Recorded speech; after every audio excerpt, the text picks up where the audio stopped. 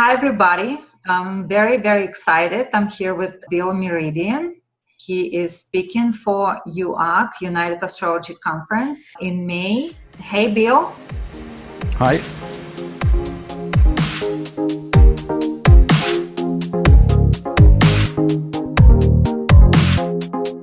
Bill Meridian is a major celebrity in astrology world.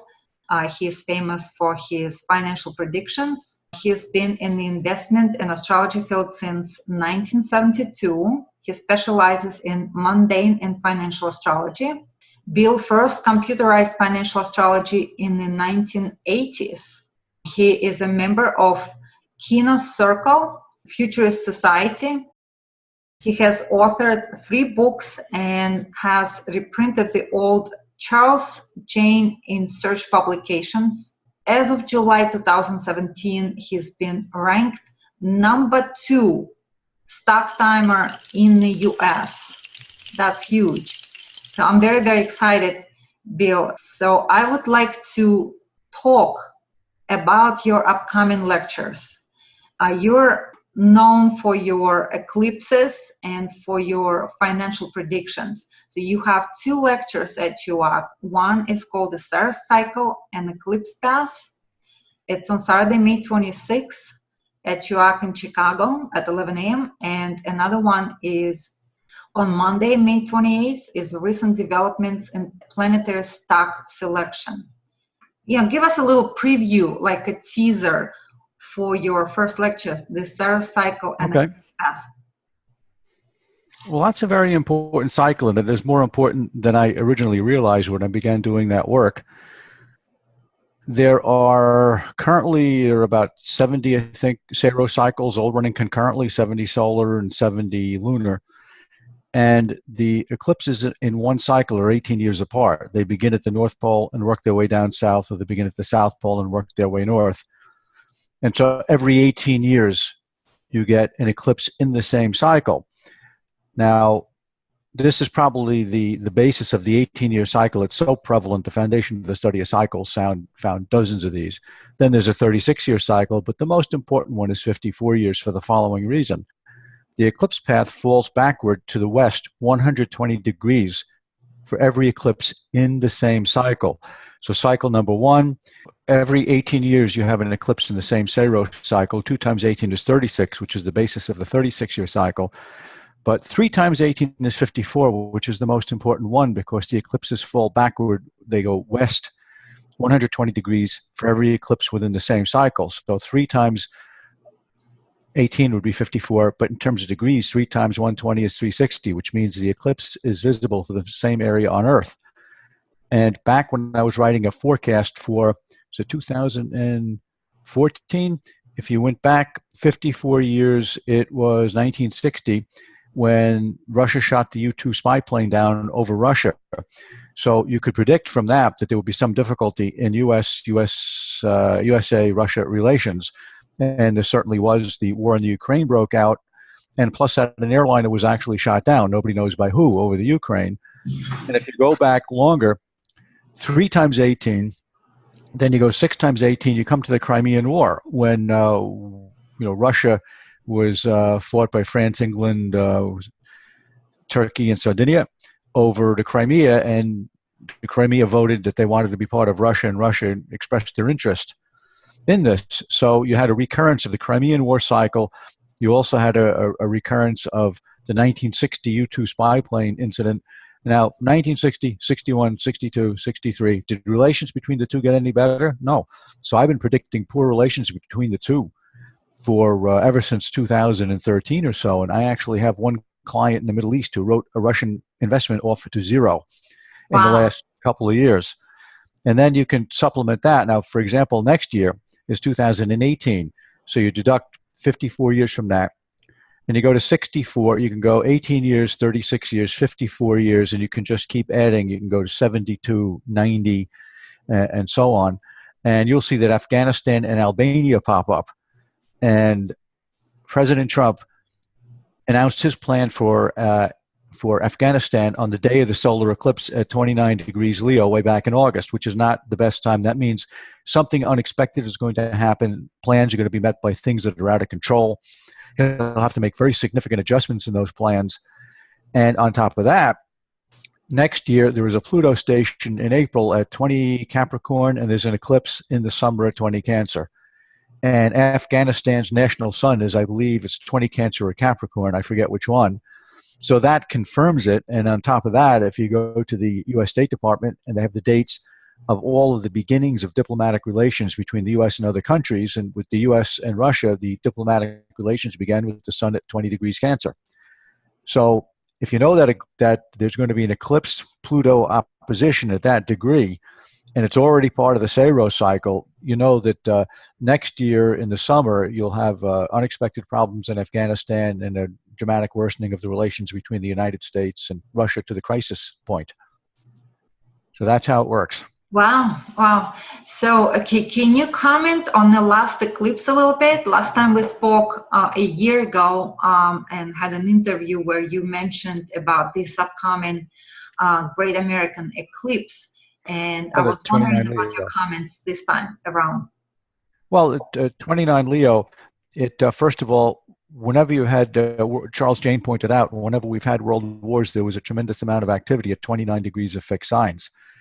And that meant eclipses and outer planet activity. This time, there's no outer planet activity. So when we had the eclipse, there's worries of a world war, North Korea. There's not going to be a world war. There's only one eclipse. There's another one coming up in February at 26 Aquarius, which means all of the themes that were developed over the summer, probably North Korea and Trump, will pop up again.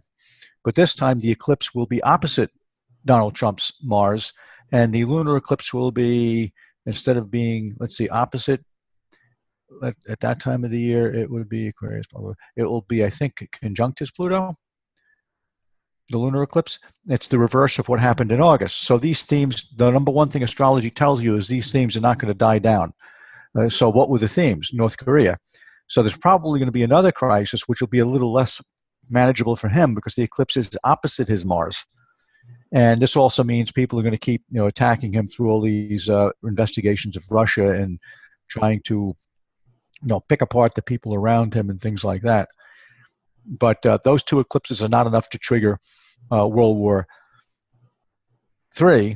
Right. So what will happen is these fears will stay in the air probably for at least another year because the next eclipse will stoke the fires again, so to speak.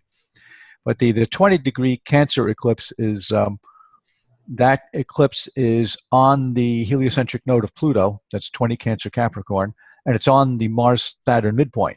So it's eclipse equals Mars-Saturn equals Pluto node, so it's a pretty nasty eclipse. What do you think about the actual chart of the Trump in terms of him being born on the eclipse and his chart resonating with our eclipses that's happening now? Well, every time I wrote this in Del Horoscope, he's born on a lunar eclipse, and every time there's been a lunar eclipse at that degree, he's elevated somehow. I think he was made head of his father's firm at that time, but each time, I think he started making his presidential plans when there was a repetition of his birth lunar eclipse. I see. So that's how the resonance plays out. Every time there's a lunar eclipse of sorts that resonates. I see that. Wow. Very interesting. Tell me a little bit about the recent developments in planetary stock selection. Well, that's ongoing. It started out with me being an analyst on Wall Street, looking at horoscopes of incorporation. And horoscopes, in case you don't know, 70-80% of all the companies on the New York Stock Exchange were incorporated in Delaware for tax reasons. And if you incorporate in Delaware, you must put an exact time. It's called the Certificate of Long Form of Good Standing, and it's in the Hall of Corporate Records at the Secretary of State's office in Dover, Delaware.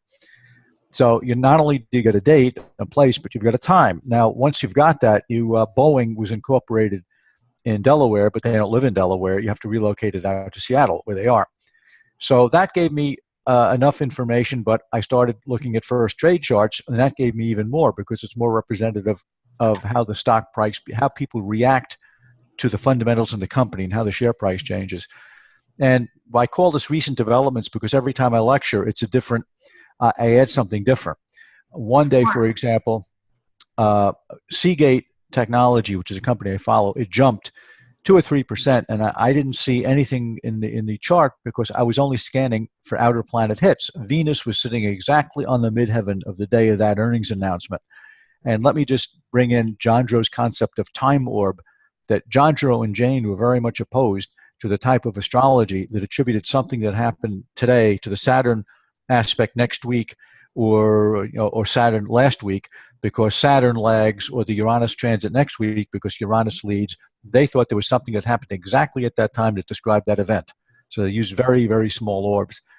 And when the company announces earnings, any financial analyst journal article will tell you they're more volatile.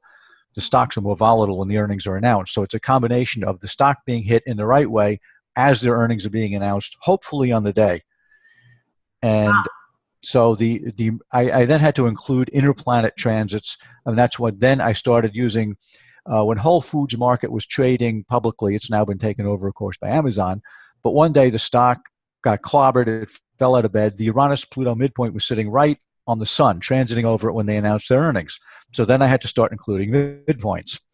Now it goes so far as my friend up in Switzerland, Harold Seeberger, we've had some, we experiment with asteroids like Utopia.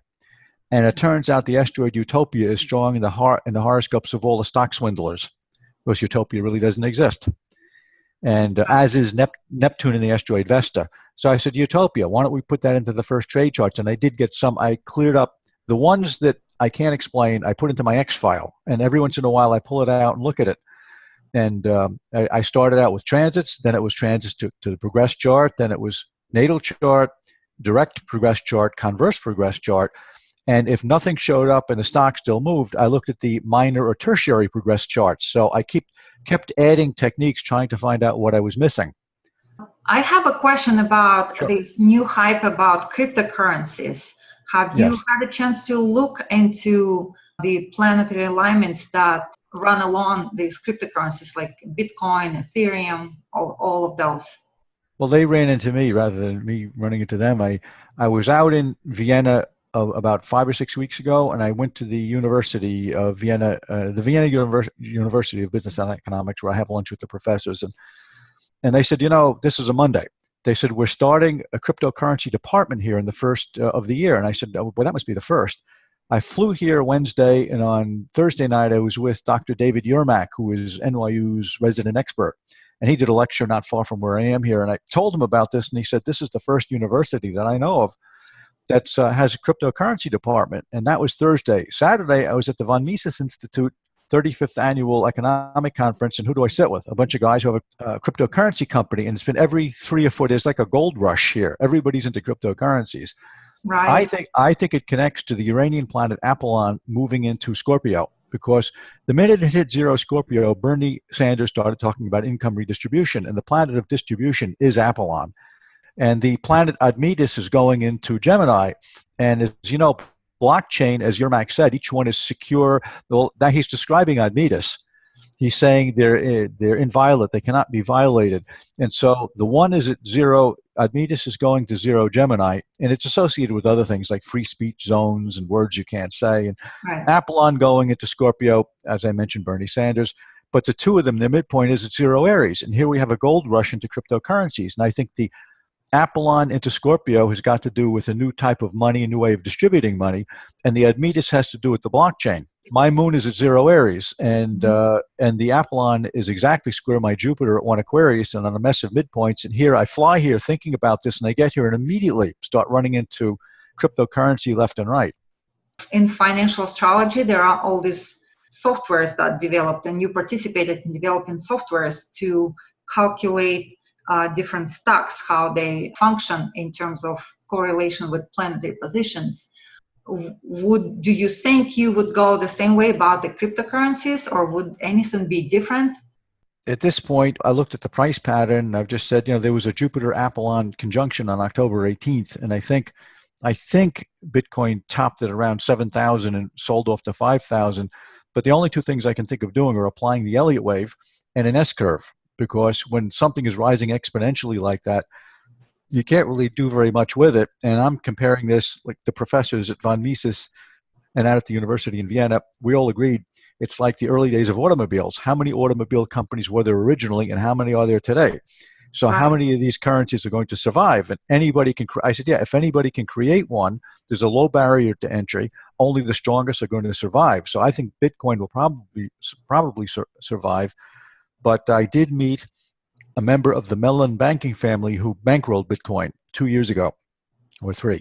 And he said, I'm getting away from this. Besides, the government is contacting me about creating a currency. And I think that's the great threat to Bitcoin, that the government, and I just heard a rumor now that they're creating something called US coin. I said, because for them, they want to track all of our transactions and they want to catch money launderers and tax cheats and things like that. Of course, and they want to regulate because it's unregulated right now, yeah. And they do want to regulate. And I think at some point, Saturn will go into Capricorn. Maybe will be more regulation in that particular field. Well, I think they'll create their own currency and give some sort of an incentive that the free enterprise companies cannot provide, just to get you to shift over to them. And then they'll start ratcheting up the rules and the regulations to the point where the free enterprise, all the cryptocurrencies you see trading now, just can't meet the requirements. And so if I were going to buy anything, it would be Bitcoin. But the other thing I'm much more interested in is Yermak was very convincing in that blockchain technology is going to affect lots of other industries. So I would look for a startup company or a small company that has, they're in the blockchain business and they have a limited exposure to cryptocurrency. So if cryptocurrencies become controlled, it doesn't really affect them that much. I'm actually thinking that by the time that we all go into UAC, you're going to have something very, very juicy to say about this cryptocurrency business, because this is very much happening right now. I do see how we go into that crypto world very rapidly in the near future. Oh yeah, I agree with that. So that's exciting. I'm not a trader. I've never invested into anything, but just the idea of cryptocurrencies kind of excites me. Maybe Uranus has something to do with it too, because it is about technologies. Fascinating. Thank you, Bill, for this wonderful interview. Very exciting. Finances are always exciting for all the astrologers. I'm pretty sure your lecture would be fairly friendly to those who might be beginner to astrology, but really interested in financial predictions. There are so many people who are investing, but not familiar with the fact that astrology can make phenomenal predictions for stock market. So everybody look for Bill's lectures on United Astrology Conference website, uacastrology.com, and please come and meet him in person. He'll sign his books for you and will take pictures with you. And it's just fascinating to meet everybody at UAC. So thank you, Bill. Thank you. And I'll see you at UAC.